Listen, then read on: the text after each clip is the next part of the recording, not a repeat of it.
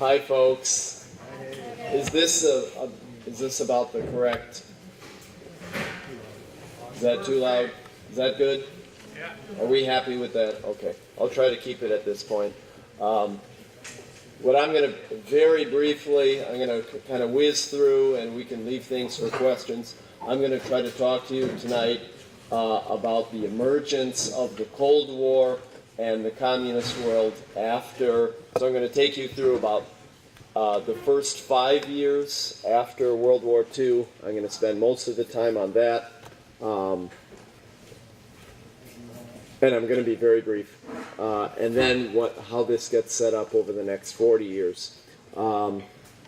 Something that Papa brought up that I think was really important that we really totally lose sight of is the idea that really we think that this communist movement was some sort of thing equivalent to the Nazi movement. In fact, it really is one wing of the world trade union movement. So that's a really important thing to think about, is that most of the anti-colonialists all over the world saw at the end of World War II, and particularly at the end of World War I with the Russian Revolution, they really did. You know, we don't see it that way here because we talk about freedom and liberty, but the rest of the world sees the communist world as the way that was going to free them from the long 150-year yoke of the Western Europeans. Remember, look at what we're walking into in World War II.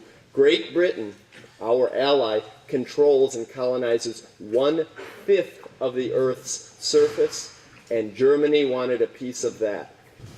So what happens? Soviet Union, huge, enormously prestige after the Second World War. But guess what happens? This degenerated form of communism, you can look at a lot of scholars that talk about this degenerated form of communism. There are other forms that could have emerged. They didn't. Joseph Stalin took over, and they are allowed, after the war, they expand the borders of the Soviet Union, and they occupy most of Eastern Europe, with the exception of Yugoslavia and Albania. They are not occupied. Yugoslavia, I remember about 2 months ago I presented on this. Yugoslavia frees itself with its own communist partisans. So basically, by 1948, the people's democracies have these either engineered coups d'etats or some call them revolutions by domestic communist forces backed by the Red Army. So all of Eastern Europe is incorporated somehow into the Soviet bloc. So these countries are added. Yugoslavia breaks in 1948, but most of these countries, Bulgaria, Romania, Hungary, Czechoslovakia, the newly reformed and reconstituted Poland, as well as what eventually becomes the German Democratic Republic. Not quite so democratic, though. Boom, let's move on. The roots of the Cold War, most scholars talk about, happen in the Greek Civil War between 1946 and 1948. Basically, what's happening?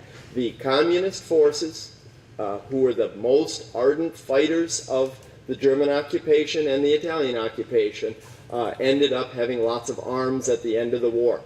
The British and the Americans want to reinstall who? The German royal family back into Greece.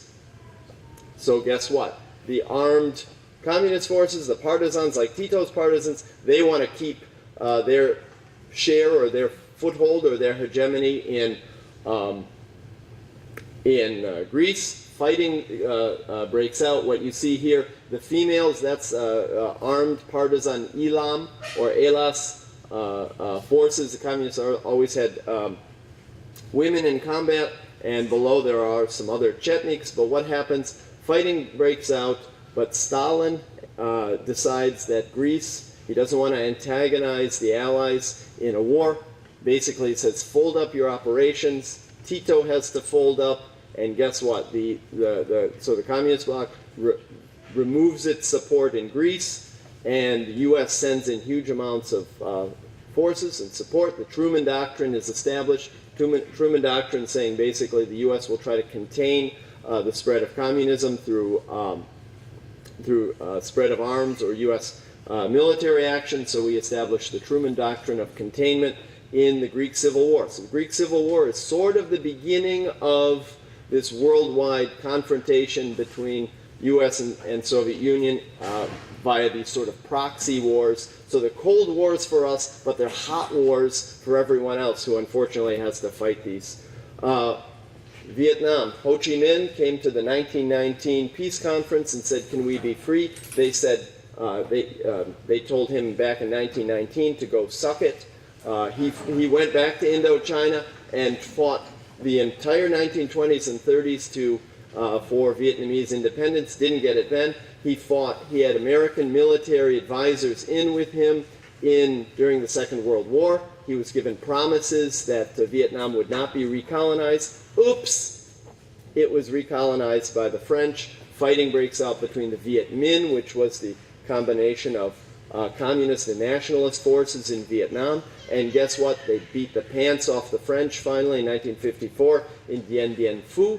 But in the 1940s, they get North Vietnam. So guess what? Right here at the end of the war, the seeds of the French war in the 1950s and then our involvement in the 1960s and 70s were laid right here at the end of World War II. Ho Chi Minh, I put him on the north, who was backed by the Soviet Union, and then Emperor Bai Dao, who was backed by the French and the United States. You see the pattern emerging already.